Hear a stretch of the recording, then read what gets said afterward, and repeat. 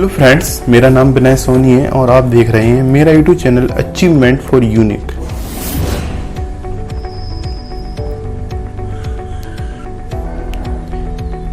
Video देखने से पहले आप हमारे यूट्यूब चैनल को सब्सक्राइब जरूर कर लें और बराबर में आने वाली बेल आइकन को जरूर दबा दें, जिससे मेरी आने वाली वीडियो की नोटिफिकेशन आपको टाइम पर मिलती रहे। तो आइए हम आज की वीडियो स्टार्ट करते हैं। सामान्यतः विभिन्न परीक्षाओं में भारत के उपराष्ट्रपतियों से संबंधित अनेक प्रकार के क्वेश्चनों को पूछा जाता है। इस वीडियो में भारत के उपराष्ट्रपतियों से संबंधित सभी प्रकार के महत्वपूर्ण तथ्यों को इस वीडियो में लिया गया है। इस वीडियो में हम भारत के उपराष्ट्रपति से संबंधित सभी प्रकार के महत्वपूर्ण पहलुओं को जानेंगे, जैसे कि भारत के उपराष्ट्रपति पद के लिए योग्यता क्या होनी चाहिए, भारत उपराष्ट्रपति का चुनाव किस प्रकार होता है, उपराष्ट्रपति का कार्यकाल क्या होता है, भारत के अभी तक उपराष्ट्रपति कितने व्यक्ति रह चुके हैं, इनसे संबंधित सभी प्रकार के महत्वपूर्ण पहलुओं को देखेंगे। तो आइए वीडियो स्टार्ट करते हैं। सर्वप्रथम हम यह जानेंगे कि भारत के उपराष्ट्रपति पद के लिए योग्यता क्या होनी चाहिए। भारत के उपराष्ट्रपति पद के लिए निम्नलिखित योग्यता होना अनिवार्य है, क्योंकि कोई भी व्यक्ति उपराष्ट्रपति निर्वाचित होने के योग्य तभी होगा जब वह निम्नलिखित शर्तों को पूरा करे। भारत के उपराष्ट्रपति पद के लिए निम्नलिखित योग्यताएं होना अनिवार्य है, क्योंकि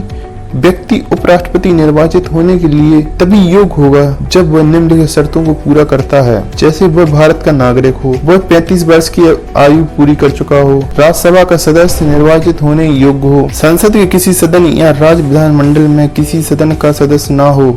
इसका तात्पर्य यह नहीं है कि संसद या राज्य विधानमंडलों का सदस्य उपराष्ट्रपति नहीं हो सकता है, बल्कि इसका तात्पर्य यह है कि यदि कोई व्यक्ति उपराष्ट्रपति पद के लिए निर्वाचित किया जाता है, यदि वह संसद या राज्य विधानमंडलों में से किसी सदन का सदस्य है, तो उसे यह सदस्यता का त्याग करना पड़ता है। भारत सरकार या किसी राज्य की सरकार के अधीन अथवा उपयुक्त सरकारों में किसी के नियंत्रण में किसी स्थानीय प्राधिकारी के अधीन लाभ का पद धारण न करता हो। अब हम लोग यह जानेंगे कि भारत के उपराष्ट्रपति का निर्वाचन किस प्रकार होता है।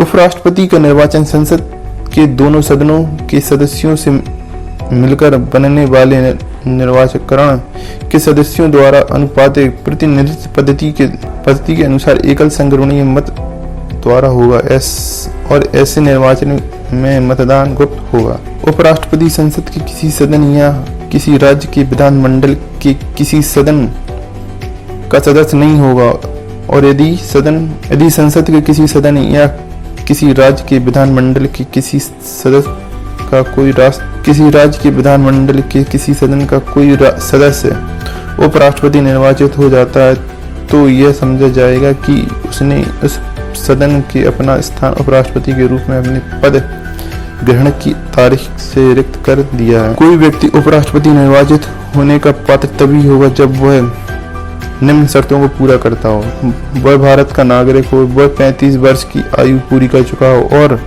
राज्यसभा का सदस्य निर्वाचित होने के लिए अर्हत हो। कोई व्यक्ति जो भारत सरकार के या किसी राज्य की सरकार के अधीन अथवा युक्त सरकारों में से किसी के नियंत्रण में किसी स्थानीय या अन्य प्राधिकारी के अधीन कोई लाभ का पद धारण करता है, उपराष्ट्रपति निर्वाचित होने का पात्र नहीं होगा। अब हम भारत के उपराष्ट्रपति के कार्यों के बारे में जानेंगे। राष्ट्रपति के पद के अकस्मात रिक्ति के दौरान या उसकी अनुपस्थिति में उपराष्ट्रपति का राष्ट्रपति के रूप में कार्य करना या उसे कर्तव्य को निर्वहन करना उपराष्ट्रपति की कर्तव्य होता है। जब राष्ट्रपति की मृत्यु, पदत्याग या पद से हटाए जाने या अन्य कारण से उसके पद, जब राष्ट्रपति अनुपस्थिति, बीमारी या अन्य किसी कारण से अपने कर्तव्यों का निर्वहन करने में असमर्थ है, तब उपराष्ट्रपति उस तारीख तक उसके कर्तव्यों का निर्वहन करेगा जिस तारीख को राष्ट्रपति अपने कर्तव्यों को फिर से संभालता है। जब उपराष्ट्रपति को उस अवधि के दौरान या उस अवधि के संबंध में जब वह राष्ट्रपति के रूप में इस प्रकार कार्य कर रहा है या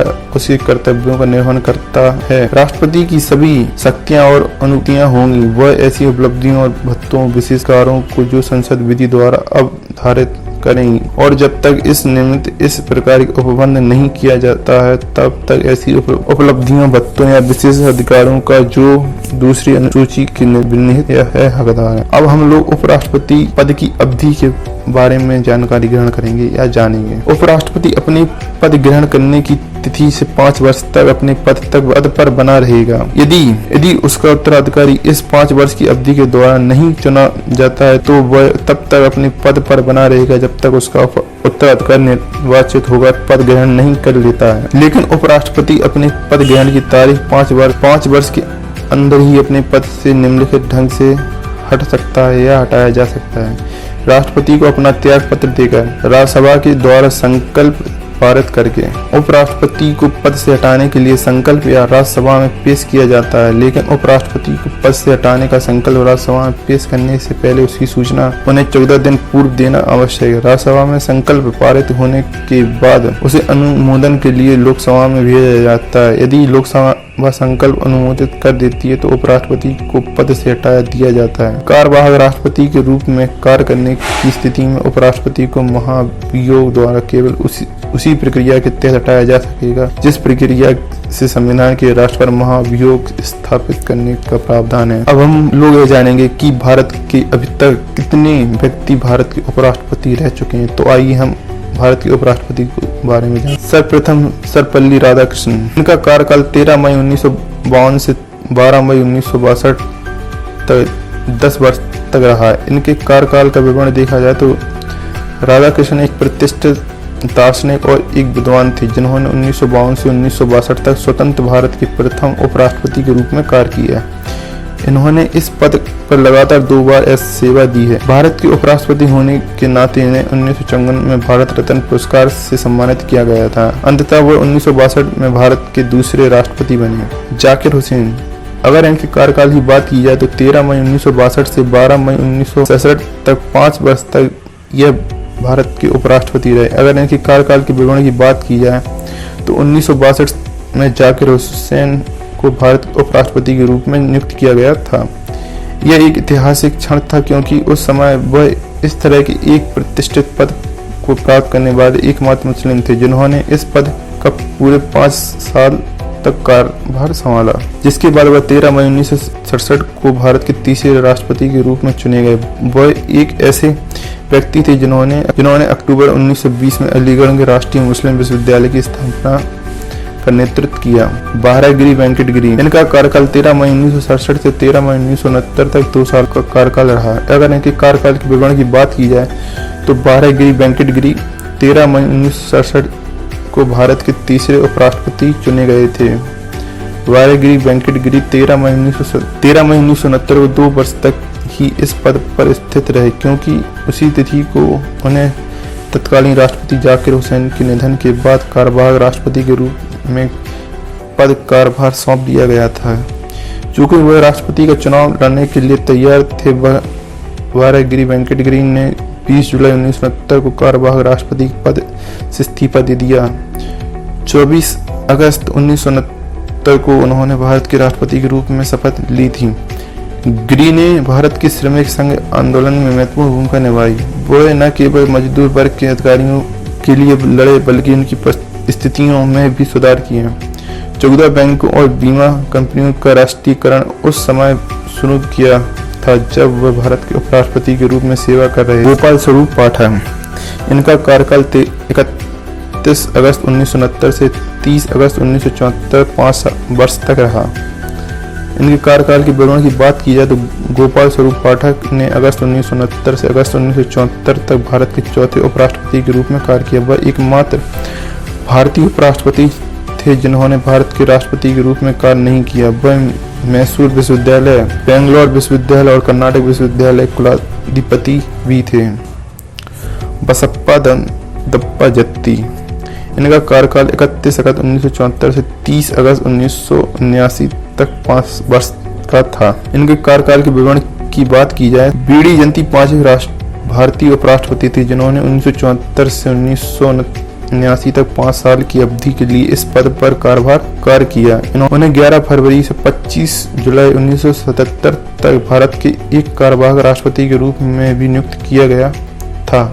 जयंती ने नगर पालिका के एक सदस्य के रूप में अपने करियर की शुरुआत की थी और देश के दूसरे उच्चतम कार्यालय में अपनी सेवा समाप्त की। मोहम्मद हिदायतुल्लाह। इनका कार्यकाल 31 अगस्त 1979 से 30 अगस्त 1984 तक था। अगर इनके कार्यकाल के विवरण की बात की जाए तो मोहम्मद हिदायतुल्लाह भारत के छठे उपराष्ट्रपति के रूप में नियुक्त किया गया था और उन्होंने 31 अगस्त 1969 से 30 अगस्त 1974 तक अपनी सेवा का पूर्ण कार्यकाल पूरा होने तक कार्य किया। हिदायतुल्लाह ने 25 फरवरी 1968 से 16 दिसंबर 1970 तक भारत के 11वें मुख्य न्यायाधीश के रूप में भी कार्य किया। वह 2 बार भारत के कार्यवाहक राष्ट्रपति बने, अर्थात 20 जुलाई 1969 से 24 अगस्त 1969 तक और 6 अक्टूबर 1962 से 31 अक्टूबर 1982 तक भारत के कार्यवाहक राष्ट्रपति के रूप में कार्य किया। रामस्वामी वेंकटरमण इनका कार्यकाल 31 अगस्त 1984 से 24 जुलाई 1987 तक रहा। यह अपने पद पर 3 साल तक रहे। अगर इनके कार्यकाल के विवरण की बात की जाए तो 1987 में रामस्वामी वेंकटरमण को भारत के 7वें उपराष्ट्रपति के रूप में नियुक्त किया गया था। इन्होंने इस पद पर केवल 3 साल की अवधि तक कार्य किया क्योंकि वह 1987 में 8वें भारतीय राष्ट्रपति के रूप में चुने गए। वह पेशे से वकील, आत्मा से भारतीय स्वतंत्रता सेनानी और एक केंद्रीय मंत्री थे। शंकर दयाल शर्मा इनका कार्यकाल 3 सितंबर 1987 से 24 जुलाई 1992 तक 5 वर्ष का इनका कार्यकाल रहा। इनके कार्यकाल के विवरण की बात की जाए तो 1987 में रामस्वामी वेंकटरमण के राष्ट्रपति पद के तहत शंकर दयाल शर्मा ने भारत के 8वें उपराष्ट्रपति के रूप में शपथ ली। अपना 5 साल का कार्यकाल पूरा करने के बाद उन्हें 1992 में भारत के राष्ट्रपति के रूप में नियुक्त किया गया। अपने राजनीतिक कैरियर के दौरान उन्होंने लगभग 4 वर्षों की अवधि के लिए भोपाल के मुख्यमंत्री के रूप में कार्य किया। इसके बाद 11 वर्षों के लिए कैबिनेट मंत्री 1974 से 1975 तक भारतीय राष्ट्रीय कांग्रेस के अध्यक्ष, अंततः 1974 से 1977 तक केंद्रीय संचार मंत्री के रूप में कार्य किया। के.आर. नारायण 21 अगस्त 1992 से 24 जुलाई 1997 तक रहा। इनके कार्यकाल के विवरण की बात की जाए तो 21 अगस्त 1992 से कोचरेल रमन नारायण भारत के 9वें उपराष्ट्रपति के रूप में चुने गए थे। जब उनके नाम का प्रस्ताव तत्कालीन पूर्व प्रधानमंत्री पी.वी. सिंह ने किया था तो वह सर्वसम्मति से पद के लिए चुने गए थे। जब उपराष्ट्रपति के रूप में उनकी नियुक्ति का कार्यकाल पूरा हो गया तब वह 1997 राष्ट्रपति पद के लिए चुने गए थे। उन्होंने इस तरह उच्च और प्रतिष्ठित पद से सम्मानित होने वाले पहले दलित बनकर एक इतिहास रच दिया। कृष्णकांत इनका कार्यकाल 21 अगस्त 1997 से 27 जुलाई 2002 तक रहा। इन्होंने अपने पद पर 5 वर्ष तक कार्यकाल पूरा किया। अगर इनके कार्यकाल के विवरण की बात की जाए तो कृष्णकांत ने भारत के 10वें उपराष्ट्रपति के रूप में 21 अगस्त 1997 से लेकर सन 2002 में अपनी जीवन के आखिरी दिनों तक कार्य किया। भारतीय राष्ट्रीय कांग्रेस और संयुक्त मोर्चों के बीच गठबंधन के परिणाम स्वरूप उपराष्ट्रपति पद पर उनका चुनाव संसद द्वारा किया गया था। कृष्णकांत ने इस पद पर आने से पहले 7 साल तक की अवधि में के लिए आंध्र प्रदेश के राज्यपाल के रूप में कार्य किया था। भैरों सिंह शेखावत इनका कार्यकाल 19 अगस्त 2002 से 21 जुलाई 2007 तक रहा। इन्होंने अपने पद पर 5 वर्ष का कार्यकाल पूरा किया।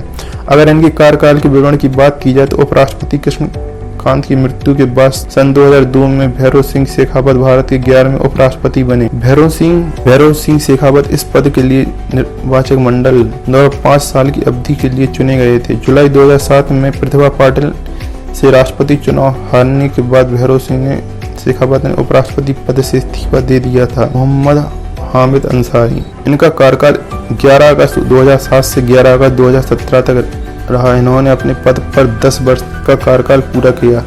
इनके कार्यकाल के विवरण की बात की जाए तो मोहम्मद हामिद अंसारी ने लगातार 10 वर्षों की अवधि तक भारत के उपराष्ट्रपति के रूप में कार्य किया।